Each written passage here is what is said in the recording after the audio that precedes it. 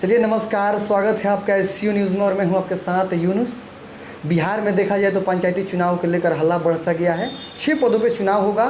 चुनाव का अभी तिथि औपचारिक ऐलान नहीं हुआ है, लेकिन जितने के वर्तमान जिला परिषद मुखिया ये कोई भी पद से हों अपने कार्य में अपने क्षेत्र में लग गए हैं। कई नए नए प्रत्याशी भी निकल कर आ रहे हैं। इसी बीच मेरे साथ गोपालगंज जिले के माझा के क्षेत्र संख्या 24 के जिला परिषद वर्तमान में सुनील बारी जी मौजूद हैं और उपाध्यक्ष राजद के भी सक्रिय कार्यकर्ता हैं, उपाध्यक्ष हैं। हम इनसे बात करने की कोशिश करेंगे क्या इन्होंने विकास किया है अपने कार्यकाल में और इस बार इनको चुनेगी जनता तो आखिर क्यों चुनेगी। सुनील जी, आपका स्वागत है मेरे चैनल में। नमस्कार, बहुत बहुत धन्यवाद आपका भी। 5 साल के कार्यकाल में आपने अपने क्षेत्र में कौन कौन से कार्य किए हैं चूँकि जनता बिलीव करेगी आप पे? स्वाभाविक है कि आपके द्वारा ये प्रश्न जो है लाजमी है। आपने पूछा कि आखिरकार एक प्रतिनिधि के लिए किसी भी क्षेत्र के अंदर वह दूसरी बार जब चुनाव में जाता है तो निश्चित रूप में उसके सामने प्रश्नवाचक चिन्ह रहता है इस बात के लिए कि आखिरकार आपको दूसरी बार वोट लोग करें तो क्यों करें।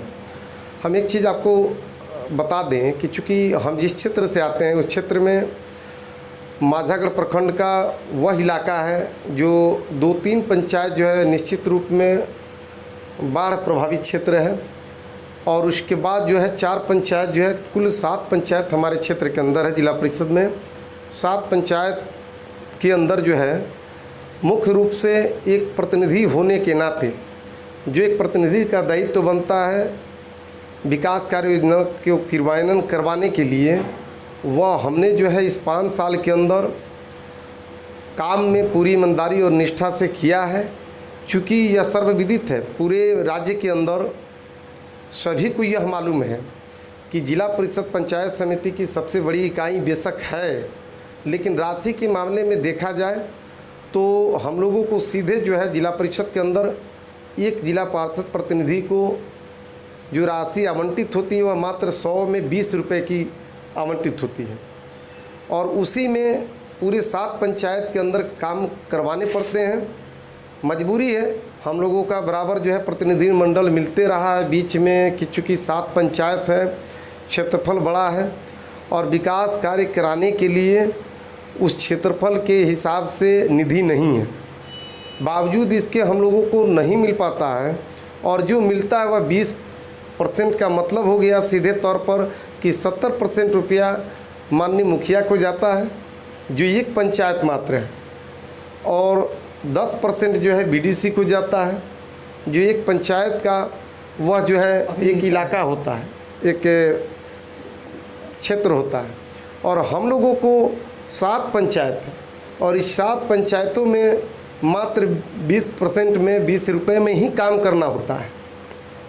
मेरा कहना ये है कि आखिरकार वोट क्यों लोग करें। हम तो जो है पूरे 5 साल के अंदर 7 पंचायतों के अंदर जो है जो भी सुदूर क्षेत्र रहा, जो भी विकसित जो है सड़कें रहीं, जो भी विकास कार्य योजना करने के लिए हमको प्राथमिकता के आधार पर दिखा उसको निश्चित रूप में हमने प्राथमिकता में रख के काम किया है। हमारे यहाँ गोपालगंज ज़िले के अंदर तत्कालीन आपको जिलाधिकारी हुआ करते थे पराशर जी, उनके रीजिंग में हमारे यहाँ कोयनी पंचायत के अंदर एक प्राथमिक स्वास्थ्य उपकेंद्र है जिसके बारे में हम लोगों ने जिला परिषद के प्रतिनिधि के रूप में आवेदित किया और आग्रह किया कि चूँकि हमारे यहाँ जो हॉस्पिटल है उसकी बड़ी बुरी दशा है, उस स्थिति में वह जो जिला परिषद से आदेश हुआ कि उसका जो है मरम्मत कार्य कराया जाए। आज भी कोयनी के लिए एक मिसाल के तौर पर है कि उसमें हमने अपने निधि से लागत से जिला परिषद के माध्यम से जो है वह काम करवाया गया जो काफ़ी अच्छा काम हुआ है, जिसकी तारीफ़ जनमानस के बीच चर्चा का विषय है। और उसके अलावा हम कहाँ कहाँ आपको गिनाएं, काम गिनवाने लगेंगे तो हम तो कह रहे हैं, एक तरफ कह रहे हैं कि राशि मेरे पास ज़्यादा उपलब्ध नहीं थी और दूसरे तरफ काम का जो है बात बतावें तो भी संभव नहीं। लेकिन निश्चित रूप में जिला परिषद माननीय अध्यक्ष के द्वारा हर जिला परिषद के अंदर प्राथमिकता कामों को देके और कुछ राशि कहीं कहीं ज़्यादा दी गई है, जिसमें मैं भी एक आता हूँ कि हर साल जो काम 5, 6, 7 करवाने थे उसमें 2-3 ज़्यादा मिले हैं। जो हमारे क्षेत्र के लोगों के लिए विकास कार्य योजना में हमको वह लाभ मिला है, तो निश्चित रूप में हमारे क्षेत्र के लोगों को वह लाभ मिला। जैसे हम जो काम करवाए हैं, चूँकि मैं एक चीज़ आपको बता दूं, मैं जात पात नहीं करता, एक मिसाल के तौर पर हूँ, मैं उस समाज का, उस क्षेत्र का ऋणी हूँ आजीवन, जिन्होंने मेरे जैसे व्यक्ति को एक जिला परिषद प्रतिनिधि का नेतृत्व करने का मौका दिया। हम उनके शुक्रगुजार हैं। काम का जहाँ तक बात है, सभी लोगों के बीच में यह चर्चा ज़रूर है कि जो भी माननीय पूर्व में रहे हैं उनसे ज़्यादा बारी जी के द्वारा काम करवाया गया है। और सच्चाई भी है कि जो हम काम करवाए हैं वो वैसे जगह काम करवाए हैं जो ज़्यादा जो है ज़रूरी था। इसीलिए बार बार इस बात को कह रहे हैं कि प्राथमिकता के आधार पर हमने काम को चयनित किया और जो काम होने चाहिए थे। हमारे यहाँ बथुआ पंचायत है। बथुआ पंचायत के अंदर एक ऐसा पंचायत है जिस पंचायत के अंदर पता नहीं क्या कारण था कि वहाँ आज के समय में भी 5 साल कार्यकाल हमारा अवधि समाप्त होने जा रहा है, बावजूद भी बहुत ज़्यादा मात्रा में सड़कें जो है मिट्टी के रूप में है, वहाँ ईंट भी नहीं गिरा हुआ। वैसे जगह हम एक महुआ टोला है, 1400 फीट रोड देने का काम किया।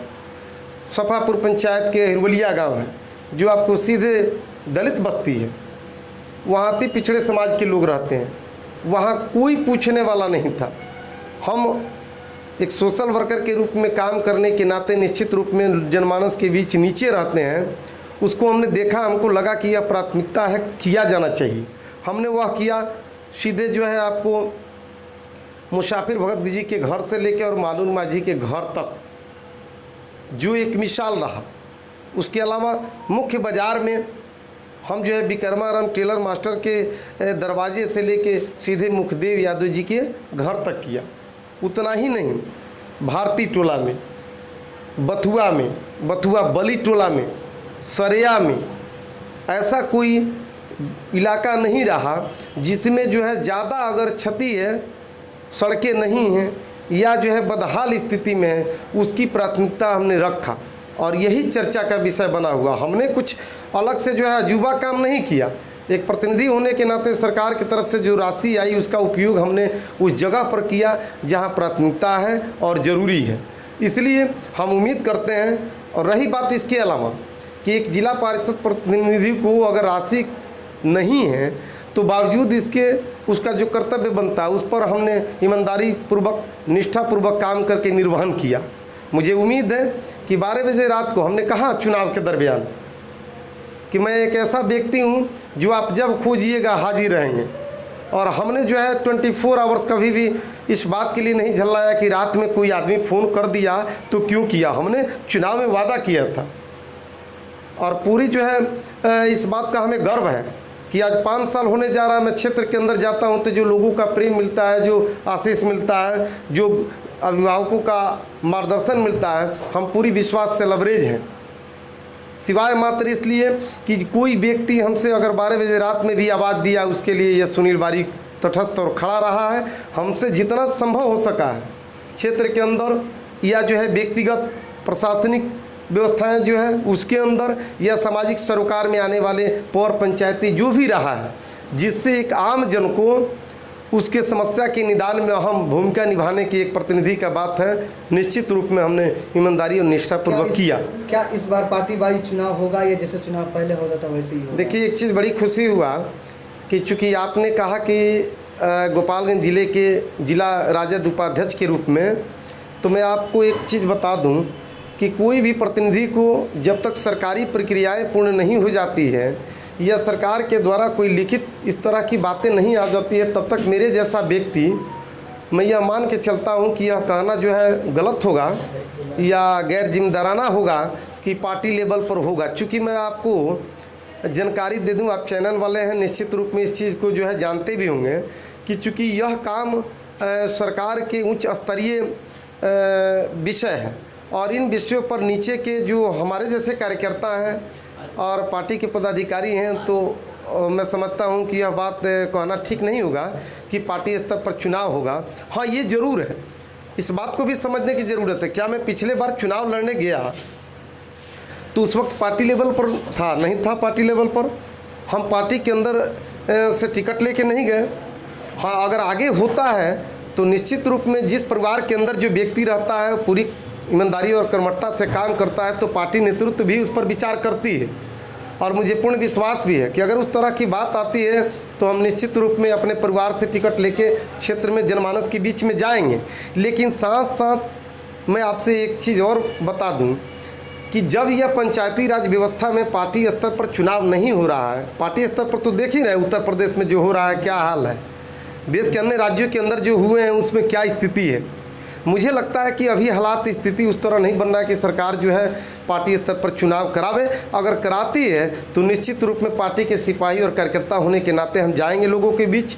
और रही बात साथ साथ मैं यह जो है कहूँ, मेरे जो अपनी एक आत्मीयता विश्वास है कि पार्टी तो है ही, लेकिन जब पूर्व में पार्टी स्तर पर चुनाव में नहीं गया था, निर्दलीय में लड़ा, सभी लोगों का आशीष और प्रेम मिला, तो इस बार भी उम्मीद है कि मैं निर्दलीय लड़ूं या पार्टी से लड़ूं, निश्चित रूप में दोनों में सबका जो है सहयोग हमें मिलेगा, इस विश्वास के साथ कि चूँकि एक प्रतिनिधि से जो जनमानस की उम्मीद रहती है उस पर हम जो है पर भरपूर प्रयास किए हैं कि खड़ा उतरें। और एक चीज़ साथ ही साथ मैं आपको बता दूं कि जहाँ तक पार्टी की बात है, जो हमको इंटरनल जानकारी एक छोटा कार्यकर्ता होने के नाते, वो इस बार चुनाव संभव पार्टी स्तर पर नहीं है।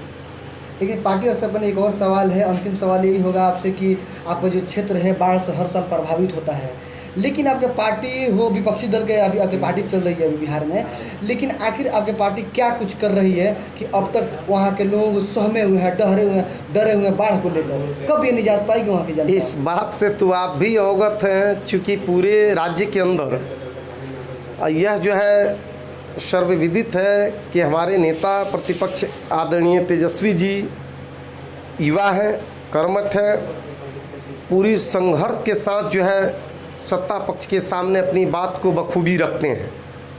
रही बात कि आपने कहा कि आपकी पार्टी और आप क्या कर रहे हैं, तो हम आपको पहले ही बताएं कि मेरे जिला परिषद क्षेत्र के अंदर 2 पंचायत, एक जो है आपको पुरैना और दूसरा भैंसही पंचायत ऐसा है जो कि बाढ़ से प्रभावित रहता है। और उस पंचायत के अंदर एज ए कार्यकर्ता के रूप में, प्रतिनिधि के रूप में जो लोगों ने जिम्मेवारी दिया, हम उसके दुख सुख में सदैव साथ रहे हैं। हाँ, दुख जरूर होता है सत्ता पक्ष की उस मिशनरी से, उस जो है एजेंसी से, जो सरकार के प्रहरी लोग हैं निचले स्तर पर, जिनको बखूबी ईमानदारी से काम करना चाहिए, जिनको जो है उसका मुआवजा देना चाहिए। हम लोग दिलाने वाले लोग हैं। हम लोग के कहने के बाद भी अगर नहीं मिलता है तो निश्चित रूप में विपक्ष को के हाथ में एक वही बड़ा अस्त्र है जिसको ब्रह्मास्त्र ही कह लीजिए, वह है लोकतंत्र का वह चीज़ जो आंदोलन। तो आंदोलन तो इस सरकार में किस स्थिति में है आप जान ही रहे हैं। बड़ा आंदोलन हुआ तेजस्वी जी के नेतृत्व में, बेरोजगारी, भूखमरी, समाज के अंदर अराजकता का माहौल, जो आज के स्थिति में पर्याप्त मात्रा में लोगों के बीच क्राइम बढ़े, इस सबसे संबंधित तो लाठी खाना पड़ा सारे लोगों को। मैं समझता हूँ सारी जनता धीरे धीरे इस बात को समझ रही है और आने वाले समय में उस पर जो है निश्चित रूप में आम जन विचार करेगी। क्योंकि कोई सरकार गलत और सही नहीं होती है, सरकार को अपनी व्यवस्था के अंतर्गत सरकार चलाना पड़ता है राज्य को, और राज्य अगर सुव्यवस्थित ढंग से नहीं चलता है उस स्थिति में कहीं न कहीं दोषारोपण आम जन के माध्यम से होता है।